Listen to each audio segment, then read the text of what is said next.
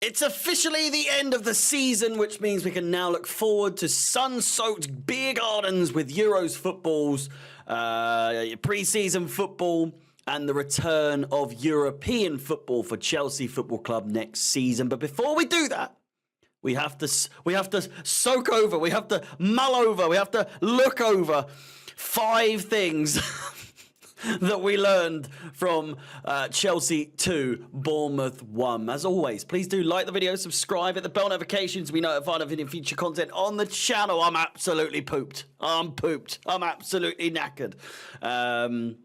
But the train moves on. I've got to stay on the horse, and I was tempted to kind of give this one a bit of a miss today, but I thought if I do, then it's just going to be missed tomorrow, miss the next day, and miss the next day. And with summer now here, transfer news galore will be hitting us left and right and up and down. So it's best to keep on the horse, on the saddle, and to bring you as much daily content as I possibly can. I'll be going on holiday shortly. But besides then, you're going to get a lot more content between now and the new year. And with that, plenty of Euros content, plenty of pre-season content, and then, of course, as I said, Europa League or Conference League, which leads into number 1, is that European football is now a guarantee. Whether that be Europa League or Conference League, we're obviously waiting now on Saturday. I will be doing a live watch along for the FA Cup on this channel and this channel alone for the Manchester City game against Manchester United. We'll be rooting for those pesky Mancunian Blues over at Manchester United any day, with the hopes, the prayers being that we get Europa League. If we get Europa Conference League, I don't know. Let me know in the comments. It's one of those ones, I feel like now in hindsight, now that we've actually got 6th place, 5th, it seemed like a bit of was it a pipe dream? It was there, but it wasn't really. Sheffield United weren't ever going to really put up a fight, but we did really, really well to rally up, to get back to where we, not get back to. This is the highest we've been in the entirety of the season, if I'm not mistaken. And to be able to come back to fight, and I think on the 1st of April we were like 12th, if I'm not mistaken, 12th in the league. So then, in the space of a month and a little bit, close the gap from 16 points to 3 against Tottenham, and also get European football. Again, a lot of people upset that we could easily have got top 4 if not for the results against Wolves, the results against Burnley, against Sheffield. Is it Sheffield United? I think it was Sheffield United at the Bridge. Those types of games where we could have got better than Europa League, and I think that's a sign that the fans still have not succumbed to the instructions or the desires of the board and Pochettino at times, where he said, this is the new Chelsea, lower your expectations, because it's a different Chelsea now.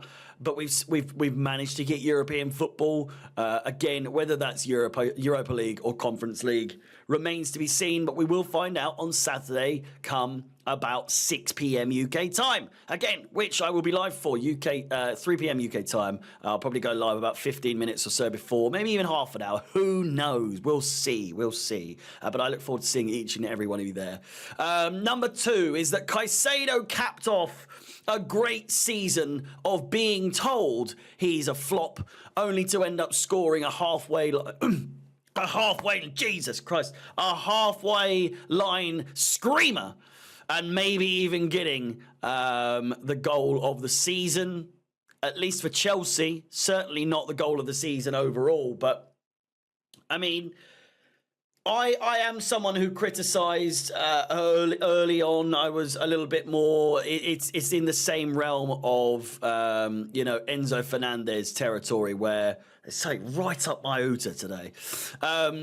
of the Enzo Fernandez category of I don't get it. I don't really get it. You know, I'm yet to see anything. This is back earlier in the season. I'm yet to see anything that's really wowed me, and I think it probably comes down to the fact that I might not have been specifically focusing on that style of player. I've said it many times before. Jorginho, you don't really watch him, do you? You don't really admire what he does unless you are maybe someone who's played in that position before, or I don't know, you're just a bit of a fiend for a midfield player like that. Either way, Caicedo has come leaps and bounds, and I don't think for one second he was ever truly labelled or possible to be labelled a flop of the season. Obviously, the price tag didn't help, but at the same time, he just came. I'd say, if anything, his biggest downfall, of course, is the obligatory yellow card, as I would always put it. He gets a yellow card every single game, and if I'm not mistaken, did he get a yellow card? He did not get a yellow card. Obviously got the goal, first goal of his Chelsea career, and what a goal it was. So a great way to sort of do there you go, shove that up your what's name and swivel, because, you know, he's only going to get better. All these players are only going to get better. The link-up play was great at times yesterday. It's been great over the last few games. It's been pretty good half of the season, to be fair. And speaking of quality, speaking of link-up play, speaking of composure, of which I'll get onto that in a second. Number 3 is that if only Raheem Sterling was as good as he was against Bournemouth all season, or at least the glimpses we saw, because let's be honest, I think I even said it in the moment, was that you know, that is without a shadow of a doubt a Hazard-esque goal is the one that he scored yesterday. Really good composure, nice ducking, nice weaving, nice cutting in and out, and just a solid goal altogether.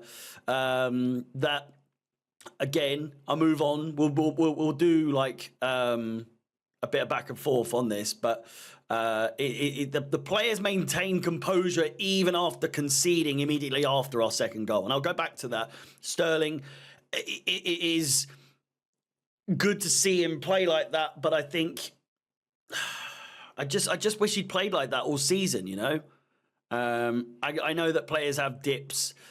I think he's had one too many dips for my liking, and that translates over to what I'm saying about the lack of there was a lack of composure immediately after we'd scored the goal, but we leveled it out. There was a few blips here and there. There was a few scares towards the end of the game, but overall, Chelsea maintained composure enough to hold it off and get the 2-1, which is a sign of progress for nothing else other than, you know, earlier in the season, for sure, we would have ballsed that up. We would have absolutely ballsed it up. And it's good.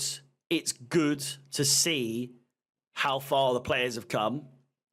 And it's good to see that the level of composure, the level of, you know, ability to hold on to a lead has finally come true. Do you know what I mean? Like it's finally come true, where the fans can see that the players, not only are they trying, but they're also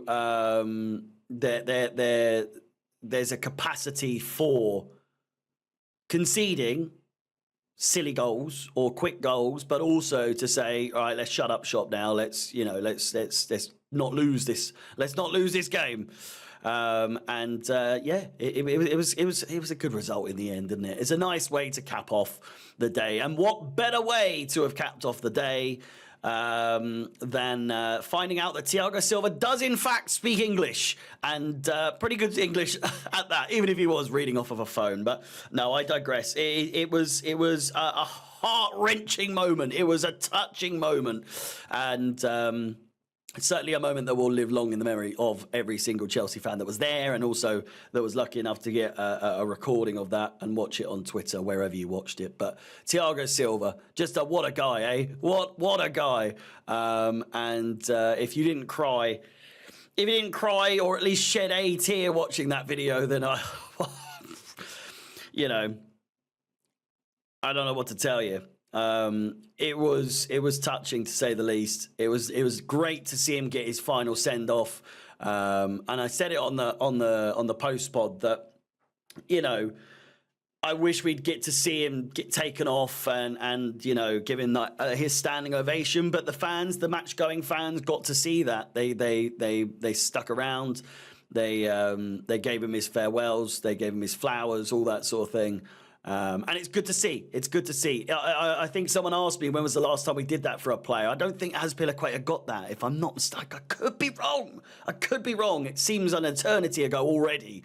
But the ones that stick to, you know, stand out are Terry's and Drogba's. And I feel like Thiago Silva is in that realm to be able to be classed or put in that sort of, you know, carry him off the pitch and all that sort of thing. But yeah, a sad way to end the season, but a good way to cap it off, really, with a very heartfelt farewell to a club legend, an absolutely undeniable club legend.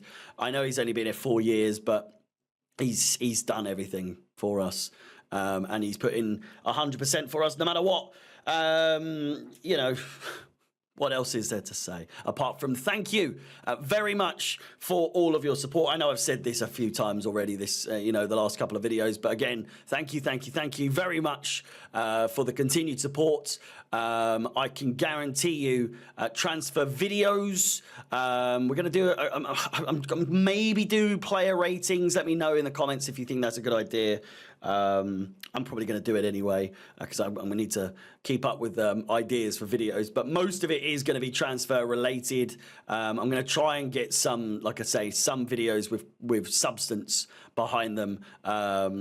Prediction videos are obviously going to come out closer to the season. I might do even some previews for the England games as well. I know that's not going to be everyone's cup of tea, as this is obviously a Chelsea page, but I might try and transition into just football. You never know. No, it's going to maintain Chelsea, but at the same time, the Euros is pretty fucking big. Do you know what I mean? So, all the same, thank you so much for watching this season, and thank you for watching this video. Please like the video, subscribe, hit the bell notifications to be notified of any future content on the channel. My name is Harry, up the Chelsea, and peace.